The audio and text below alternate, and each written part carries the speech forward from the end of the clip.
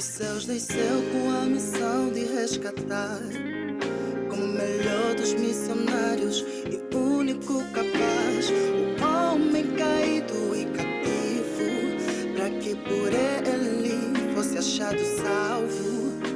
Sua obra no Calvário consumou, quando seu espírito entregou e expirou. E assim por ele temos livre acesso ao Pai. Ninguém vai ao Pai se por Cristo não passar.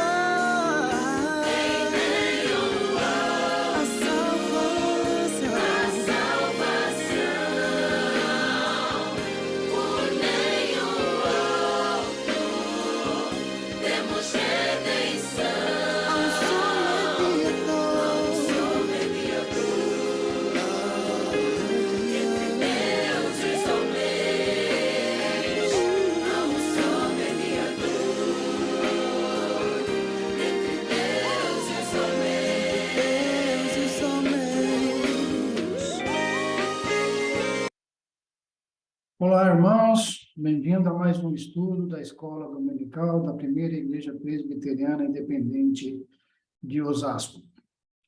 Meu nome é Josival e estarei com vocês nesta reflexão. Se você nos visita pela primeira vez, é uma alegria tê-lo conosco. Nossa programação pode ser acompanhada pelo YouTube e canais pela internet.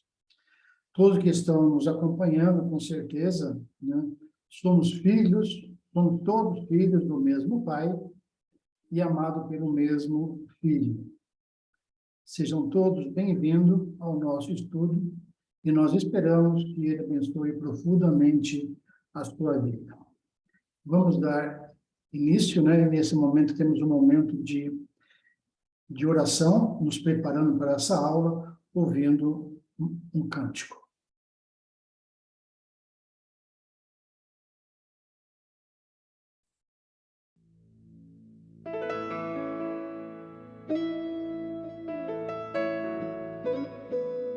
Um só intercessor, um mediador, essa louvor pela Ministra Barcelos.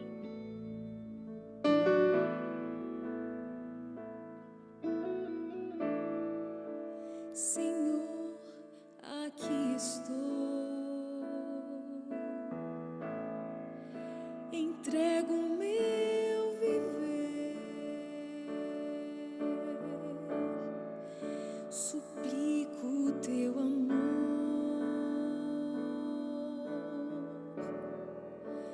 clamo por teu poder. Vem, pois, purificar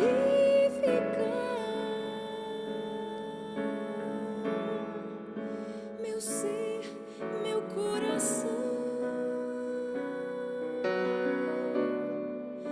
Eu quero te louvar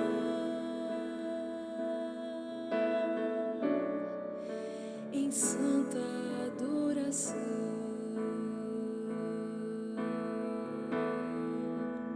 À direita de Deus Pai, há um só intercessor, sumo sacerdote, santo mediador, com as suas mãos feridas, suas marcas de amor, do santuário intercede por cada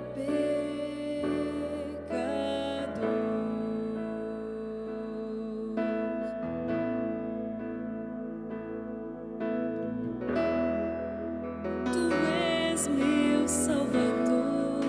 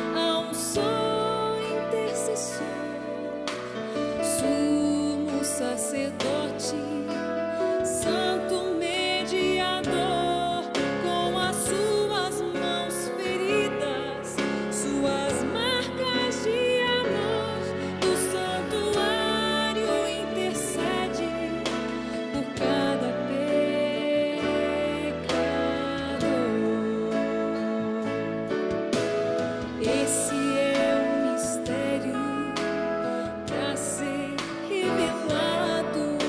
No céu há um santuário que acolhe o imaculado, o justo Redentor, julgando os pecadores, o Deus feito de amor, Jesus glorificado.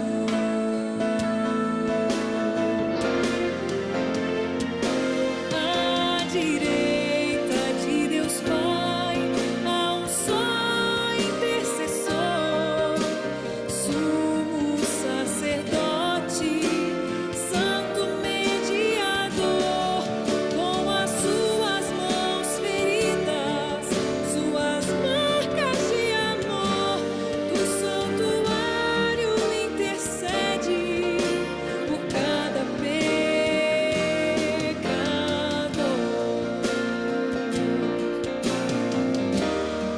Do santuário intercede por cada pecador.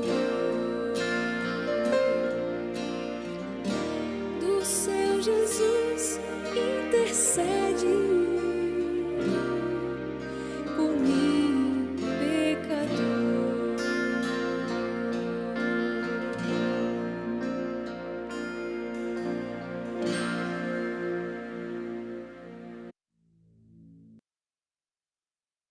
Para essa série de estudos, estamos utilizando a revista Estudos Bíblicos Doutrinários, do reverendo Enesiel Peixoto de Andrade. Ele é pastor presbiteriano com mais de 25 anos de experiência e autor de inúmeros estudos bíblicos para uso de escola dominical.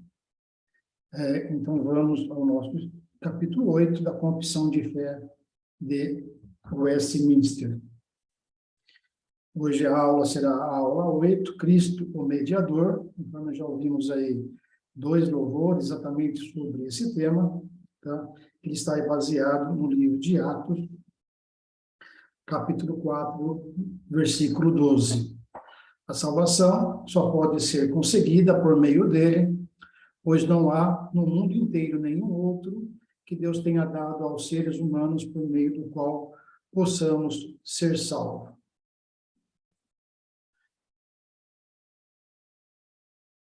A Confissão de Fé de Westminster, né, como vocês estão vendo nessa imagem, é uma imagem do século XVII, entre os anos de 1643 e 1649.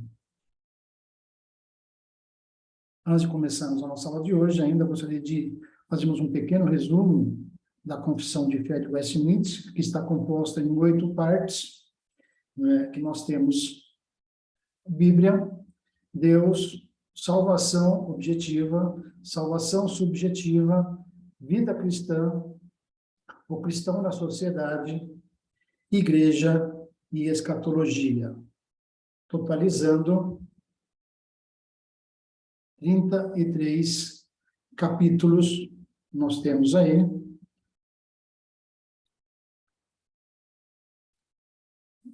A terceira parte que fala sobre salvação subjetiva, e aí nós temos 4 capítulos, né? Esses 4 capítulos compõem a terceira parte da Confissão de Fé, e são assuntos relacionados à salvação objetiva.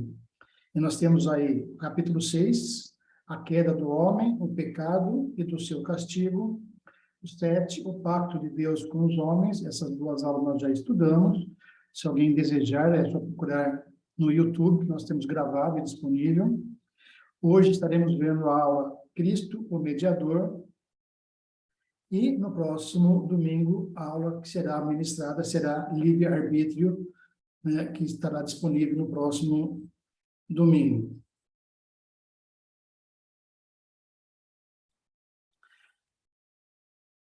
Essa é uma imagem muito interessante, ilustrativa, e resume bem o estudo ou o tema da nossa aula.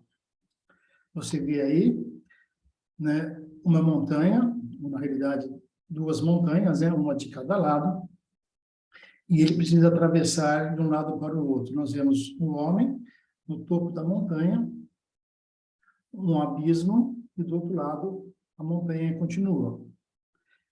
Ele precisa de um auxílio e de uma espécie de ponte. E nós podemos ver nessa figura também, tá, que está aí em vermelho, uma cruz, e o nome de Jesus Cristo. Então, esse é o nome, tá? Esse é o nosso tema dessa manhã, no capítulo 8, de Cristo, o mediador. E começamos com uma pergunta. O que é mediador?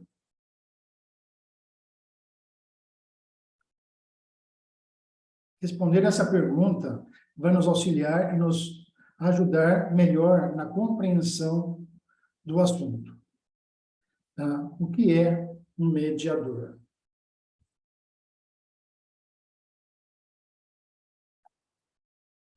A resposta, em linhas gerais, em uma frase pequena, temos: mediador é aquele que liga duas partes que estão separadas. Na imagem temos duas montanhas, um abismo, uma espécie de penhasco. Ele precisa de um auxílio para atravessar de um lugar para outro. De um lado, Deus, do outro, o ser humano. No meio, você tem um abismo chamado pecado. Conforme estudamos nesses capítulos anteriores sobre o pacto. Tão grande é a distância entre Deus e o homem, entre a criatura e o Criador. De um lado você tem Deus, do outro você tem um ser humano. No meio você tem o pecado, que não permite o ser humano se chegar até Deus. Então, ele precisa de um mediador, de alguém para ligar as duas partes que estão separadas. Esse mediador chama-se Jesus Cristo.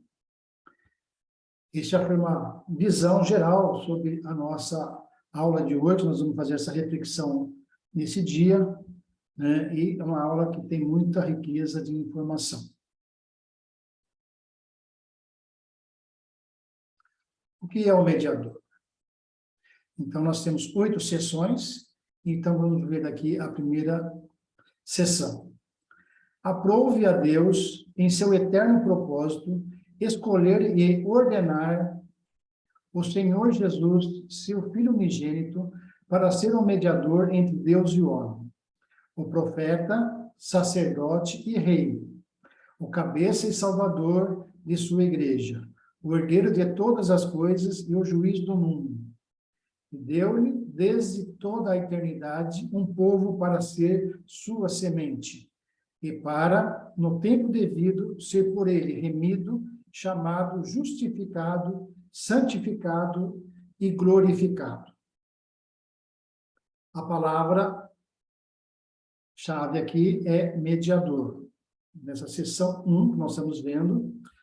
Depois nós temos aqui várias referências, tá? Não será possível, né, logicamente, nós entrarmos referência por referência, mas fica disponível aqui para vocês, para que vocês possam consultar e verificar as referências dessa sessão 1.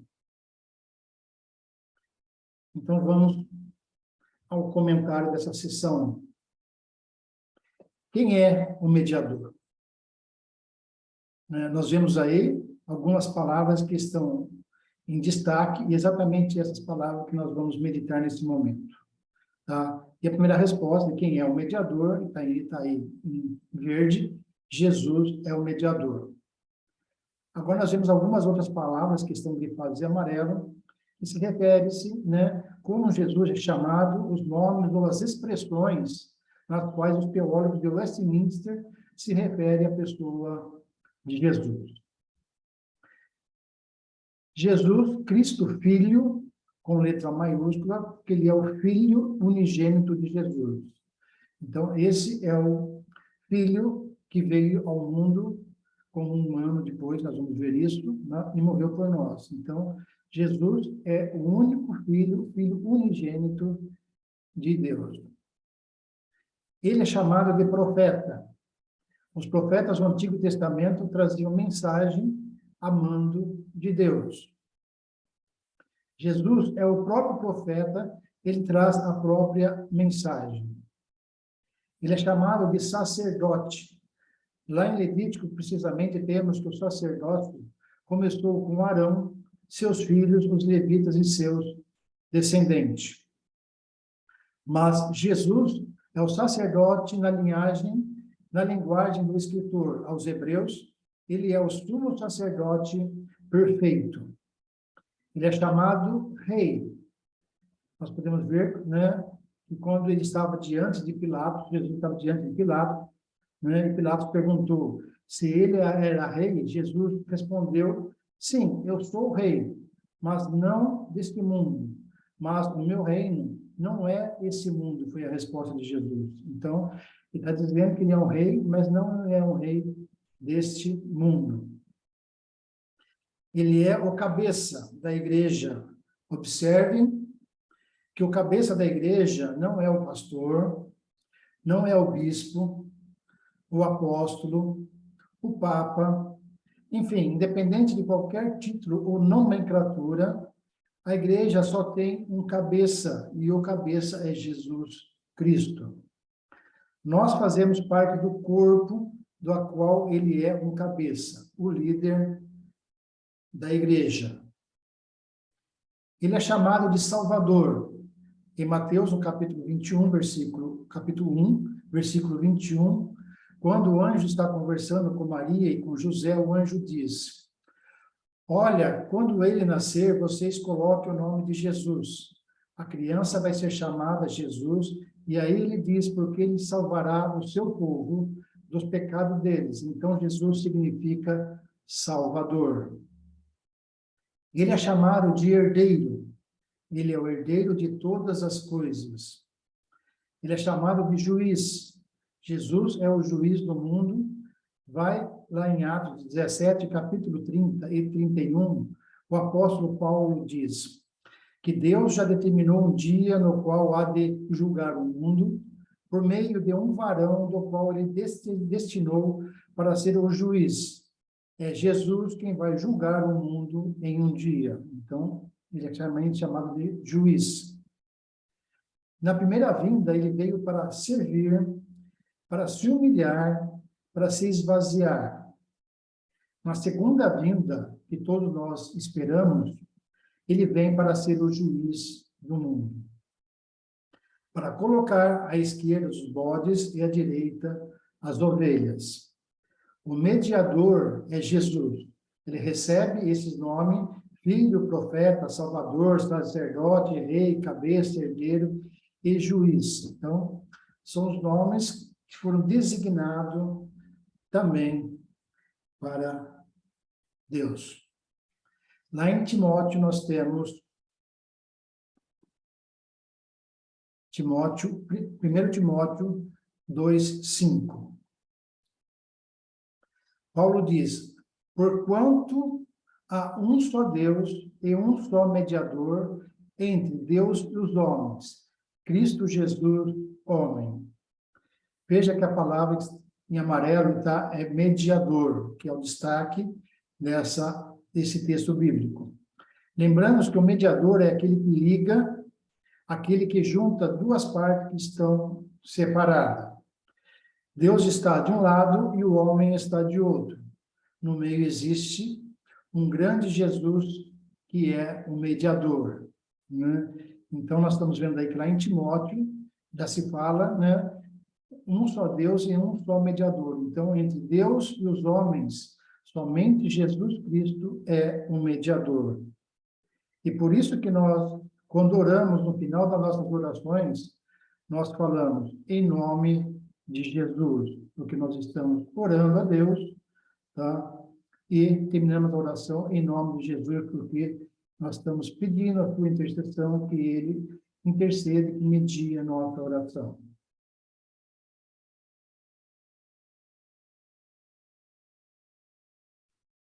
Na seção 2, nós falamos sobre as naturezas do mediador. O Filho de Deus, a segunda pessoa da Trindade, sendo verdadeiro e eterno Deus, da mesma substância do Pai, e igual a ele, quando chegou o cumprimento do tempo, tomou sobre si a natureza humana, com todas as suas propriedades essenciais e enfermidades comuns, contudo, sem pecado. Sendo concebido pelo poder do Eterno Espírito no ventre da Virgem Maria e da substância dela, as duas naturezas inteiras, perfeitas e distintas, a divindade e a humanidade, foram inseparavelmente unidas em uma só pessoa, sem conversão, composição ou confusão. Essa pessoa é verdadeiro Deus, é verdadeiro homem, porém, um só Cristo, o único mediador entre Deus e o homem. Então, nós estamos vendo aí a natureza do mediador. A palavra-chave é a natureza, né? Veja aqui que eles foram extremamente cuidadosos nas palavras, né? Lá na preparação da Confissão de Fé de Westminster. E o texto acima foi escrito com muito cuidado e preocupação, pois ao escrever essas palavras, por conta da dificuldade do assunto e do entendimento, e das heresias que já em 1643 já se tinha surgido sobre a pessoa de Jesus, né? Então, eles pensaram em cada palavra, você pode ter certeza disso, né? Vamos às referências bíblicas dessa segunda sessão. Essas são as referências bíblicas que nós deixamos aí, para que você possa anotar, né? E agora nós vamos aos comentários dessa segunda sessão. As naturezas do mediador. Nós falamos que a palavra-chave é natureza e destacamos aqui a palavra divindade e humanidade. Esse assunto é sobre as duas naturezas do Redentor. É muito complicado, já teve muita polêmica ao longo da história da igreja, né, e várias heresias sobre esse assunto. Já surgiram, por exemplo, depois que Jesus foi para o céu, né, começaram a surgir heresias já na época do período bíblico. Ao longo da história surgiram muitas heresias, né? Jesus era apenas Deus, depois passava algum tempo e alguém chegava e dizia, né, assim não, Jesus era apenas homem. Então, uma hora dizia que Jesus era só Deus, depois que Jesus era só homem, tá? Era complicado as pessoas entenderem que Jesus era plenamente Deus e plenamente homem, né? Jesus não é 50% homem, 50% Deus. Ele é 100% Deus, 100% homem. As duas naturezas, diz o texto, foram juntadas, harmonizadas de forma que não há conversão, composição ou confusão. Humanidade, Jesus, Filho de Deus. Ele nasceu da Virgem Maria, caminhou entre nós, ele sofreu, morreu e foi ressuscitado. Então, ele passou como um homem, como todos nós, ele viveu aqui nesse mundo, ele teve sofrimento, né? Ele caminhou entre nós, ele deixou pegadas na areia, né? Mas também Jesus depois tem a pessoa da divindade. Deus Pai, Deus Filho, Deus Espírito Santo, né? Então, como nós já estudamos sobre a Trindade, né, também aquele que desejar se aprofundar um pouco mais, também temos uma aula específica sobre a Santíssima Trindade, onde nós falamos exatamente sobre Deus Pai, Deus Filho e Deus Espírito Santo. Então, quando nós falamos das duas naturezas de Deus, estamos se referindo exatamente Deus como humano e Deus como divino, tá? E por que essa ênfase nessa parte, né, da natureza do mediador? Porque ele é o mediador, nós falamos, para unir essas duas partes. Então, como ele passou uma parte da sua vida aqui entre nós, ele entende exatamente, senão nós daremos também novas heresias, mas Deus sempre foi divino, ele não sofreu, tá? Ele não caminhou conosco. Então, como ele pode entender, como ele pode ser um mediador, se ele não entende exatamente, ele não sofreu, ele não viveu como nós. Então, Jesus passou por toda essa experiência, ele conhece exatamente o que o homem passa, o que o homem sofre, ele conhece a dor, o sofrimento. Então, ele consegue ter a divindade e a humanidade. Ainda nas referências bíblicas, nós destacamos aí Colossenses 2:9. Jesus habita corporalmente toda a plenitude da divindade. Duas palavras interessantes no texto. A primeira palavra é corporalmente. Aí está até grifado em amarelo.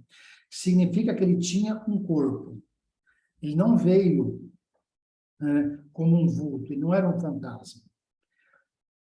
Onde ele passava, ele deixava as pegadas. Nós vemos o exemplo lá no Mar da Galileia, e deixava suas marcas na areia. Ele não era nenhum vulto, nenhum fantasma. A segunda palavra que nós destacamos é divindade. Letra maiúscula, no meio da frase, que é para dizer, olha, ele tinha um corpo, ele era Deus. Esse é o Senhor Jesus, as duas naturezas do mediador. Então, nós já vemos aí em Colossenses, que ele diz, nele habita corporalmente e toda a plenitude divina. Nós veremos agora a terceira sessão de Cristo mediador, a sessão terceira do capítulo 8º da Confissão de Fé. Para que Jesus foi ungido? O Senhor Jesus, em sua natureza humana, unida à divina, foi santificado e, sem medida, ungido com o Espírito Santo, tendo em si todos os tesouros de sabedoria e ciência. Aprove ao Pai que nele habitasse toda a plenitude, a fim de que, sendo santo, inocente, incontaminado e cheio de graça e verdade, estivesse perfeitamente preparado para exercer o ofício de mediador e fiador.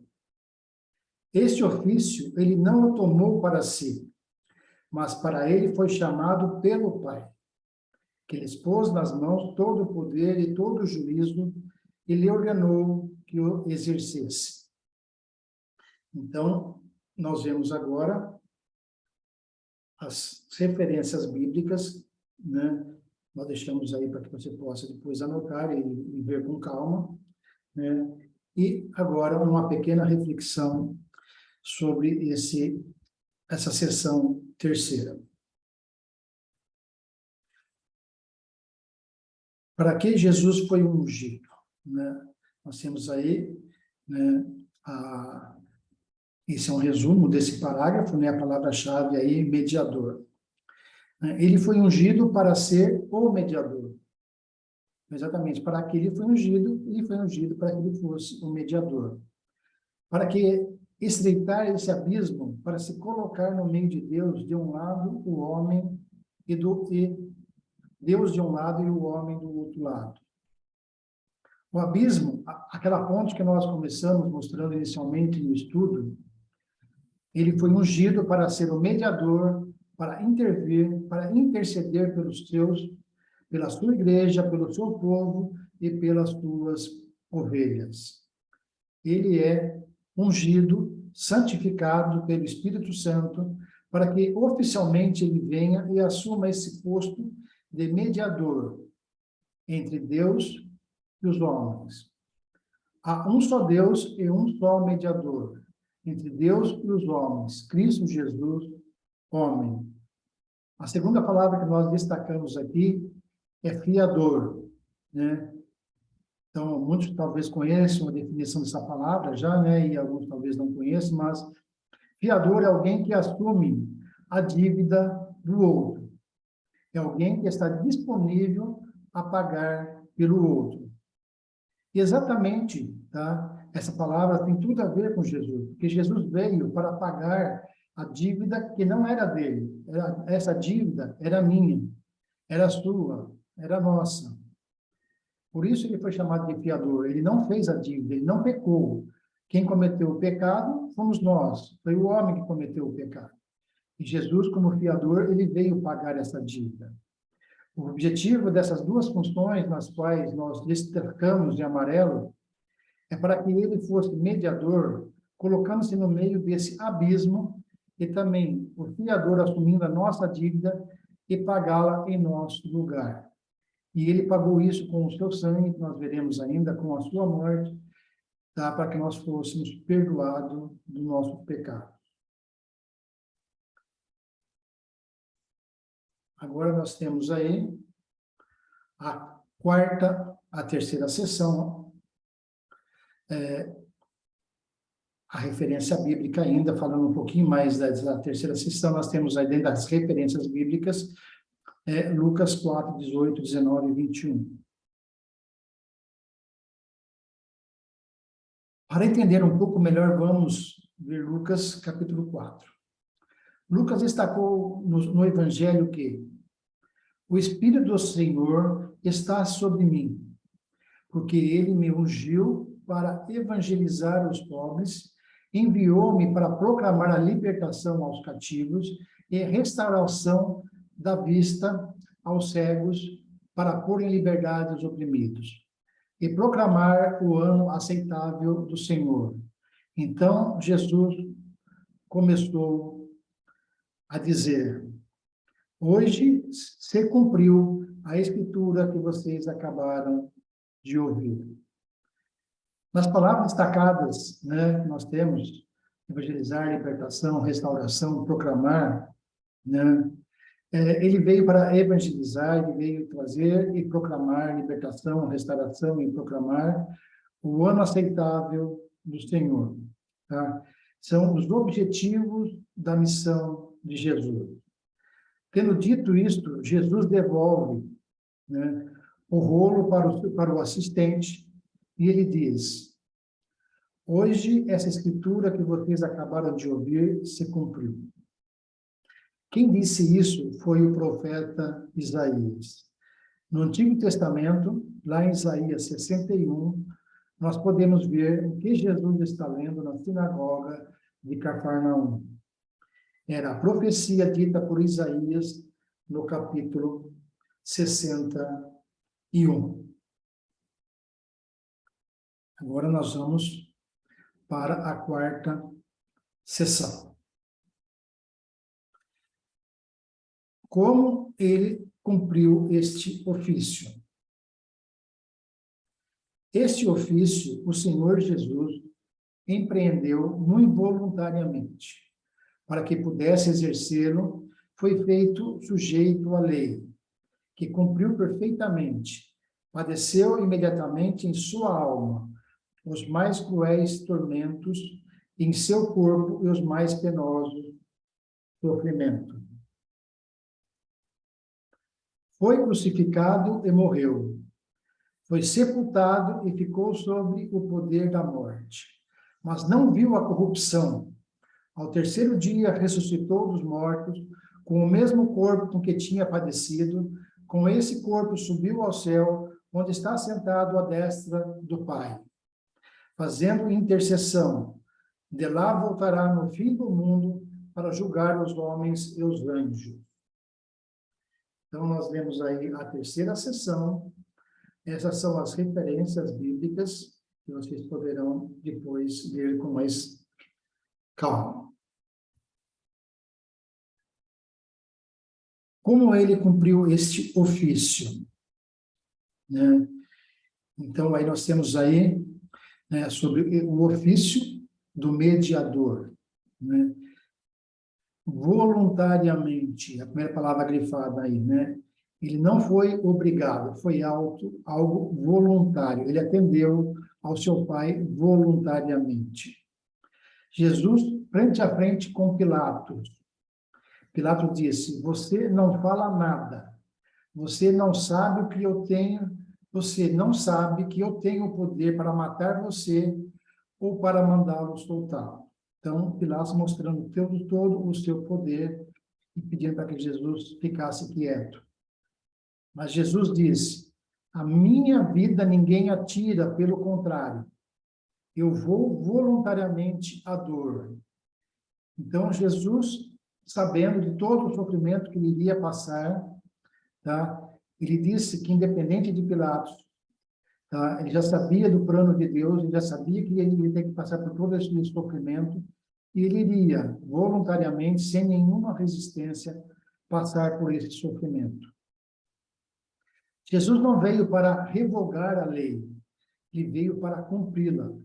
Exatamente o que ele está fazendo nesse momento, quando ele disse a Pilatos que ele iria voluntariamente cumprir a lei naquele momento. Se a lei foi que ele foi escolhido, tá? Então ele iria atender a lei. O que mais cumpriu é passando, enfrentando, padecendo os mais cruéis tormentos e no seu corpo os mais penosos sofrimentos. Então, a gente vê aí, como a gente falou lá numa outra sessão, sobre a divindade, sobre a humanidade, nós estamos vendo aqui um pouco mais detalhado nessa sessão, o lado humano de Jesus. Em Isaías 53 temos: certamente ele tomou sobre si as nossas enfermidades e as nossas dores ele levou sobre si. Jesus foi crucificado e morreu e foi sepultado. Ele não viu a corrupção, ou seja, o seu corpo não se decompôs, ele não apodreceu, como normalmente um corpo humano, né, depois que você morre, né, já passaram algumas horas, né, principalmente alguns dias, ele já começa a ter toda uma mudança no seu estado físico. E isso não aconteceu com Jesus, porque daí já começa a entrar a natureza divina. E também porque ele foi, né, ele iria ressuscitar e subir ao céu. Jesus que vocês estão vendo, subiu ao céu, que está sentado à direita do Deus Pai. Ele está fazendo intercessão por nós. E ele voltará no fim do mundo para julgar os homens e os anjos. Então, nós vemos aí, né, algumas profecias, algumas promessas de Deus, né, neste momento. E dentro das referências bíblicas, nós temos aqui, em Filipenses 2, do versículo 5 a 8, né, Paulo diz: tenham entre vocês o mesmo modo de pensar de Cristo Jesus, que, mesmo existindo da forma de Deus, não considerou o ser igual a Deus, algo que deveria ser retido a qualquer custo. Pelo contrário, ele se esvaziou, assumindo a forma de servo, tornando-se semelhante aos seres humanos e reconhecido em figura humana. Ele se humilhou, tornando-se obediente até a morte e morte de cruz. Então, no texto, a gente destacou aí, esvaziou e servo e se humilhou, né? Porém, no versículo 9, né, que nós complementamos, ele não está no slide, mas nós complementamos, pelo que também Deus o exaltou sobremaneira, ele deu um nome que está acima de todo o nome. Então, a gente vê que Jesus, ele teve a natureza humana e também a natureza divina, né, nessa sessão, e esse foi o ofício, né, de mediador que ele passou para conhecer, ter todo o conhecimento, toda a experiência e poder ser esse mediador entre nós e Deus. Na seção 8, né, na seção 5, né, do capítulo 8 da Confissão de Fé de Westminster, nós temos aí, né, ainda os benefícios da obediência. O Senhor Jesus, pela sua perfeita obediência e pelo seu sacrifício de si mesmo, sacrifício que pelo eterno Espírito, ele ofereceu a Deus uma só vez, satisfez plenamente a justiça de seu Pai. E para todos aqueles que o Pai lhe deu, adquiriu não só a reconciliação como também uma herança perdurável no reino dos céus. E aí também nós já temos algumas referências bíblicas desse texto.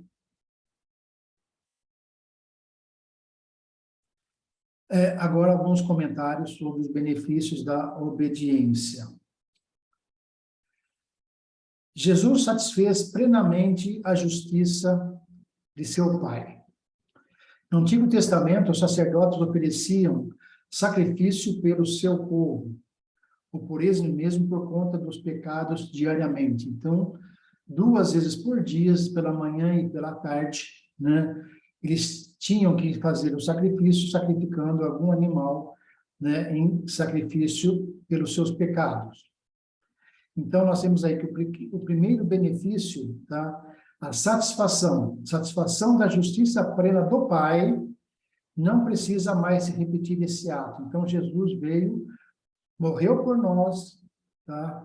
E essa morte de cruz, onde ele derramou seu sangue, né, como sacrifício por nós, ele perdoou os nossos pecados. E a partir desse momento, não há mais necessidade desse sacrifício diário de se matar um animal.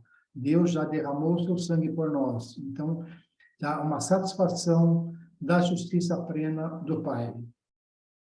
O segundo benefício, reconciliação. O mediador reconciliou o homem com Deus. De um lado, o homem, do outro, um grande abismo no meio. Então, Deus de um lado, o homem do outro e um grande abismo no meio. Jesus se coloca como mediador para reconciliar e para que, através das nossas ações, tenhamos acesso às graças.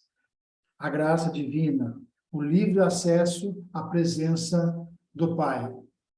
Então, o papel de Deus como mediador, tá? Muitas vezes quando nós nos afastamos da palavra de Deus, nos afastamos dos ensinamentos, nos afastamos da presença de Deus e começamos a cair em pecado, começamos a negar a Cristo, a presença de Deus, muitas vezes porque passamos por dificuldades, por problemas de saúde, por problemas financeiros, muitas vezes isso nos afasta de Deus, e esse abismo que existe entre o homem e Deus, né? São vários pontos que podem criar esse abismo, tá? Deus, como mediador, ele vem mostrar para nós que nós temos que voltarmos novamente a Deus, termos mais comunhão com Deus, nos arrependermos, e através dos nossos atos, das nossas atitudes, da nossa aproximação com Deus, tá? Existe essa ligação, existe essa ponte que Deus está fazendo, onde nós estaremos unidos a Deus. Então, a importante missão do mediador neste momento. E o terceiro benefício, a herança. Essa herança, diz os teólogos de Westminster, é perdurável. Essa herança, ladrões não roubam, e as traças não corroem, o ferro não enferruja. É uma herança incorruptível, é uma herança eterna. O apóstolo Pedro escreve em sua primeira carta sobre uma herança eterna, e que não se acaba e não tem fim, porque é uma herança deixada por Deus, nosso Pai. Essa herança deixada por Deus, por Jesus, para nós, é uma herança eterna, é uma herança de paz. Então, essa herança, ela não vai se corroer, tá? Ela não vai ser destruída, não pode ser roubada. Somente aqueles que realmente estiverem ligados ao Pai, tiverem comunhão com o Pai, né, tiverem sempre presente, né, estarão diante do Pai no momento final do julgamento, receberão essa herança. Então, nós temos que fazer por merecer esta herança. Ainda dentro dessa sessão, e dentro das referências bíblicas, também para reforçar um pouco mais, nós vamos pegar aqui o texto que está lá em Hebreus 9, 11 e 15, tá? Quando ele diz: não pelo sangue de bodes ou de bezerros, mas pelo seu próprio sangue ele entregou no santuário uma vez por todas, e obteve uma eterna redenção. Por isso mesmo, ele é o mediador da nova aliança, a fim de que os que foram chamados receberam a promessa da herança eterna, visto que houve uma morte para a remissão das transgressões que foram cometidas sobre a primeira herança.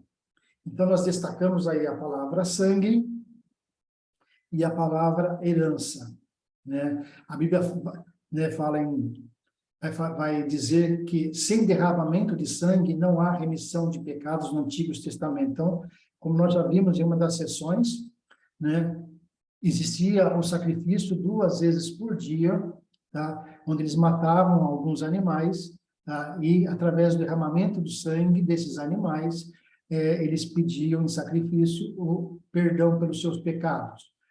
Isso era na antiga aliança. E na nova aliança, que veio com a morte de Jesus Cristo, com o derramamento de sangue de Jesus Cristo, que ele, como nosso fiador, morreu por nós, derramou seu sangue, perdoou os nossos pecados. Com isso veio a nova aliança, né? Nós recebemos e passamos a ter direito a essa herança perdurável, a essa herança eterna. Aí nós vamos passar para a 6ª sessão, tá? É a obra de redenção de Cristo.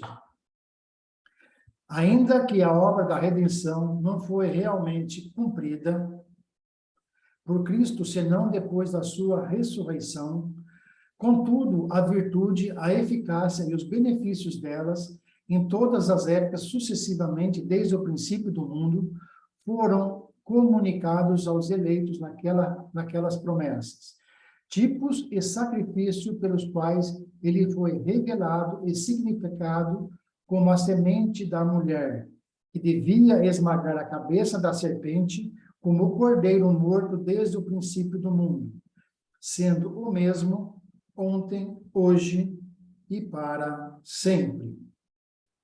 Né? Nós vemos aí, né, a obra da redenção de Cristo, que é o resumo dessa sessão, e a palavra-chave é a redenção, né?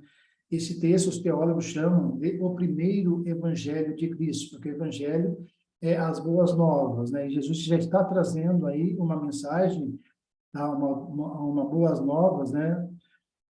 Como profeta também, né?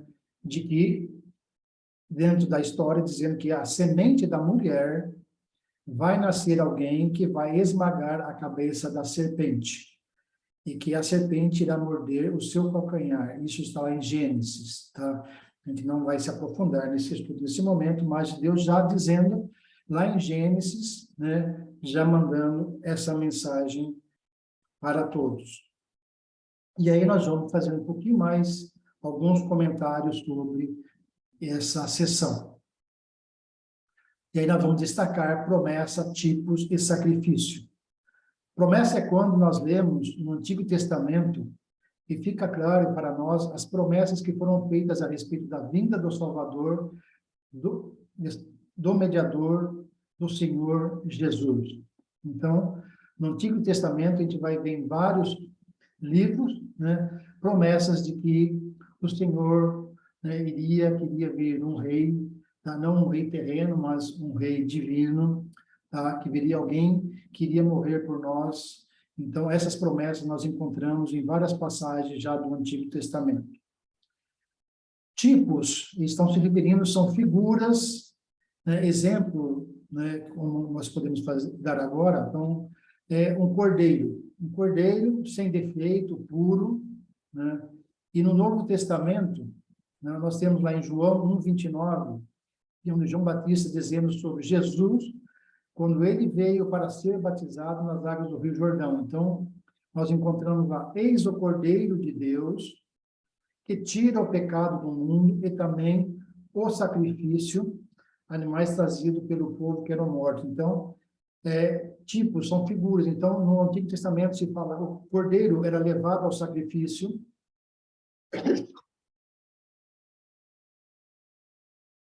e aí ele está usando o Cordeiro, né, de Deus. Quem é o Cordeiro de Deus?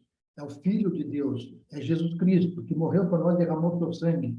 Então, ele fez naquele momento como se fosse o Cordeiro que usava no Antigo Testamento, né?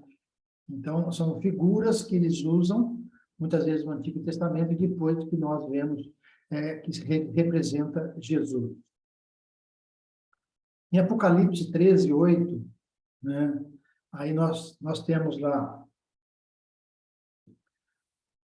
e adorá-lo-ão todos os que habitam sobre a terra, aqueles cujos nomes não foram escritos no livro da vida do Cordeiro, que foi morto desde a fundação do mundo. Né? Então, historicamente, Jesus foi morto há mais de 2.000 anos atrás, porque nós estamos falando ali desde a fundação do mundo. Porém, ele foi morto, tá? Desde a fundação do mundo, antes da fundação do mundo. Quando não havia mundo, quando não havia céus e terra, quando não havia Adão e Eva no jardim do Éden, nos decretos eternos de Deus, que também nós já estudamos, é um dos capítulos da Confissão de Fé de Westminster. Então, se você quiser conhecer um pouquinho mais sobre os decretos externos de Deus, né, e vocês poderão ver lá que isso se deu antes da fundação do mundo. Então, nesse capítulo, né, especificamente, o decreto eterno de Deus fala exatamente sobre a questão da fundação do mundo. Então, é um item importante desta sessão.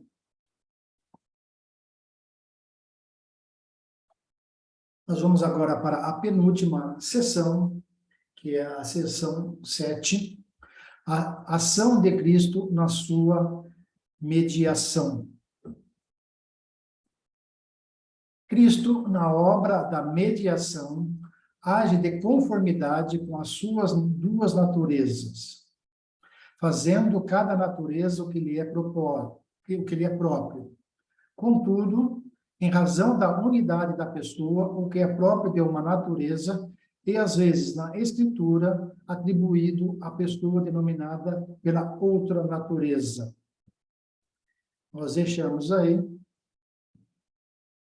também algumas referências bíblicas para que vocês possam estar vendo, pesquisando posteriormente, né? Aqui já está as referências bíblicas que eu estava mencionando agora, e nós queremos ainda destacar um pouquinho mais dentro dessa sessão. Na obra da mediação, Jesus age com as suas duas naturezas, tanto a divina quanto a humana. Então, nós já falamos várias vezes sobre essas duas naturezas, tá? As duas naturezas são distintas, são diferentes, porém são eternas, são unidas. Os teólogos estão dizendo que Jesus age de acordo com as suas duas naturezas. Vamos ler a referência bíblica da sessão para que a gente compreenda um pouco melhor o texto da 7ª sessão. Então, lá na primeira carta de Pedro 3,18 diz: pois também Cristo morreu uma única vez pelos pecados, o justo pelos injustos, para conduzirmos a Deus, morto, sim, na carne, mas vivificado no Espírito. Então, Jesus, como humano, ele morreu uma única vez, tanto que o corpo dele não sofreu nenhuma deteriorização, não sofreu nenhuma corrupção, o corpo dele continuou perfeito, e ele ressuscitou e subiu ao céu, tendo a natureza divina. Então, em linhas gerais, só para que nós compreendamos melhor a 7ª sessão, eles estão dizendo que Jesus faz essa obra de mediação através das duas naturezas. Então, conforme nós comentamos, né, só para finalizarmos essa 7ª sessão, Deus utiliza a natureza humana porque ele viveu, sofreu entre nós, então ele conhece muito bem a natureza humana, mas também conhece a natureza divina. E através dessas duas naturezas, Deus faz essa mediação entre Deus e o homem. E aqui, indo para a última sessão, né, nós teremos aqui, então, a aplicação da salvação. Cristo, com toda a certeza, eficazmente, aplica e comunica a salvação a todos aqueles para os quais ele a adquiriu.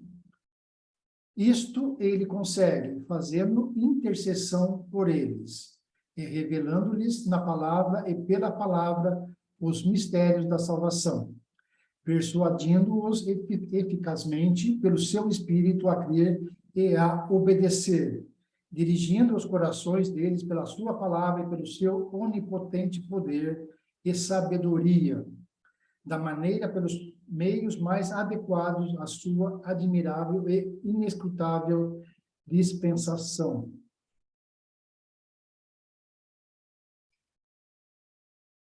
Então, aqui nós queremos fazer alguns comentários, né, sobre essas palavras que estão em amarelo destacadas. Intercessão.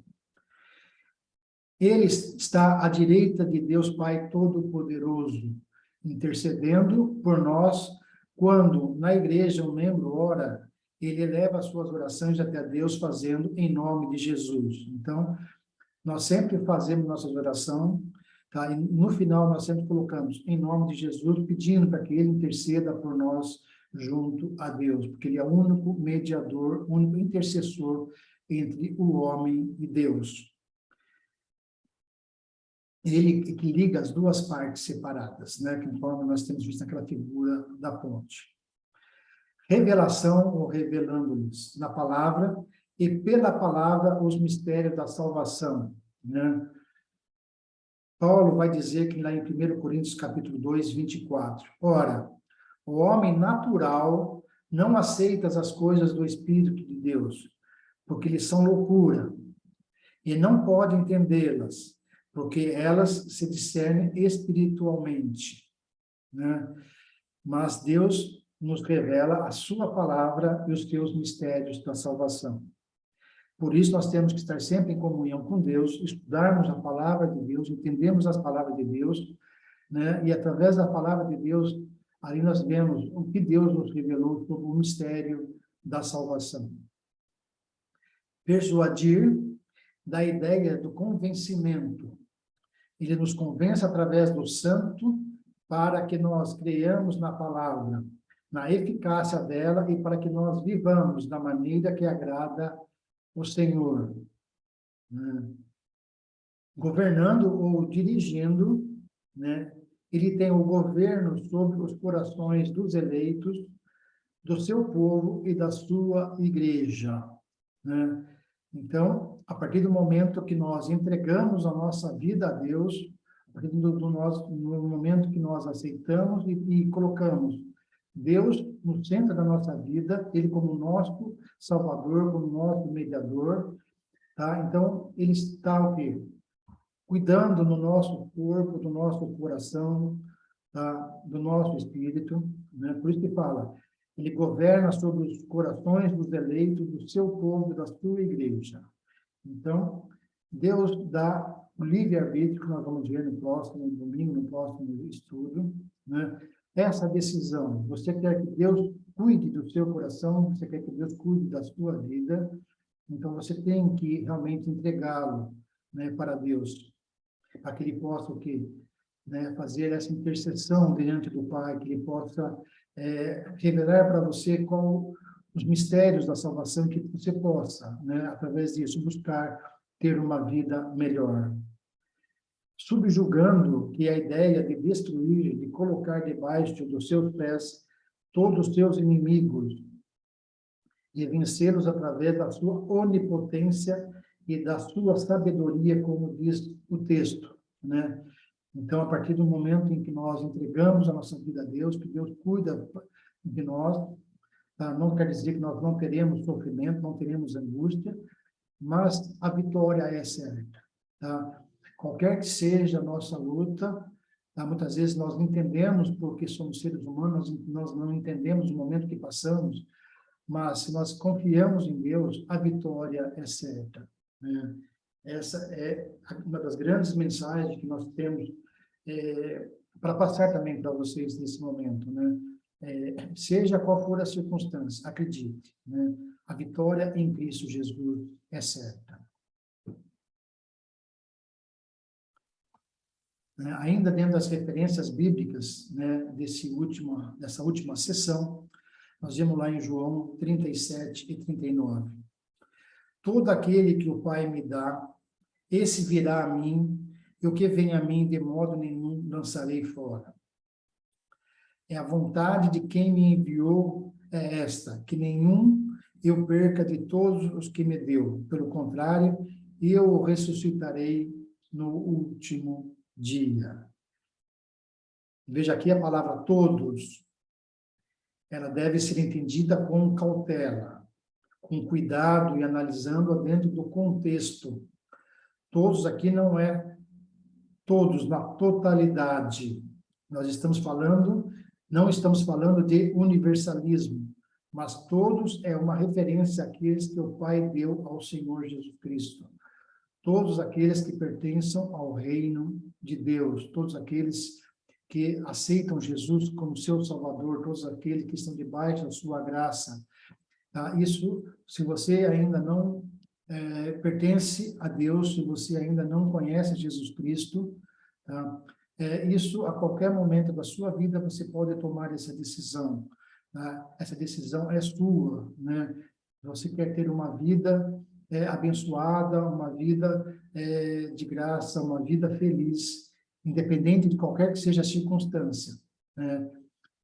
Entregue a sua vida a Deus. Então, a partir desse momento, né, ele fala aqui que ele não lançará nenhum fora. Todos esses que estão com ele, tá, ele vai proteger, né? Todos aqueles que foram dados pelo Pai à pessoa de Jesus Cristo, como diz no 37. E aí no final nós temos uma recompensa, uma promessa no último dia. Então, no final desse mundo, né, onde nós iremos ressuscitar, né, Deus irá fazer isso com todos aqueles que estão debaixo da sua graça.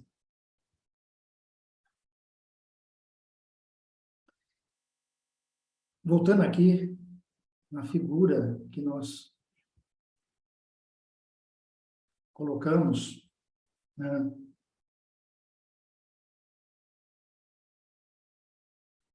Cristo, o mediador, duas montanhas, e esse homem precisa atravessar. Nós vimos no começo do estudo, o homem lá no topo da montanha, nós já vemos na segunda figura, ele atravessando essa ponte, né?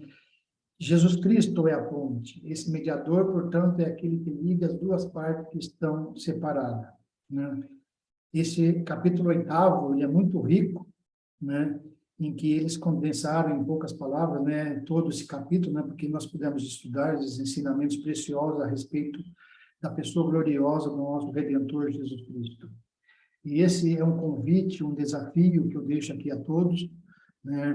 Se você está afastado de Deus, se você não conhece a Deus, se achegue a Deus, se achegue a Jesus Cristo, né? Entregue a sua vida a Ele, que Ele vai fazer esse papel de mediador, Ele vai unir essas duas partes, Ele vai reduzir esse abismo que existe entre Deus e o homem, e vai fazer com que você tenha uma nova vida, uma nova aliança.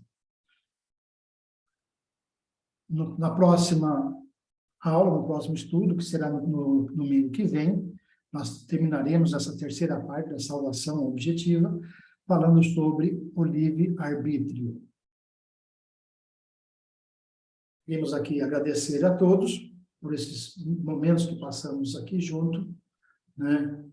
Deixamos aqui algumas indicações que nós utilizamos, né, nessa preparação dessa aula. Agradecemos ao irmão e presbítero Júlio Ramos pela parceria na preparação dessa aula, porque essa aula também está sendo ministrada presencialmente lá na primeira IPI de Osasco, que fica em Presidente Altino. Aí temos também alguns acesso, né, no nosso site. Então, deixamos aqui o nosso abraço, o nosso muito obrigado, que Deus continue abençoando a cada um na sua necessidade.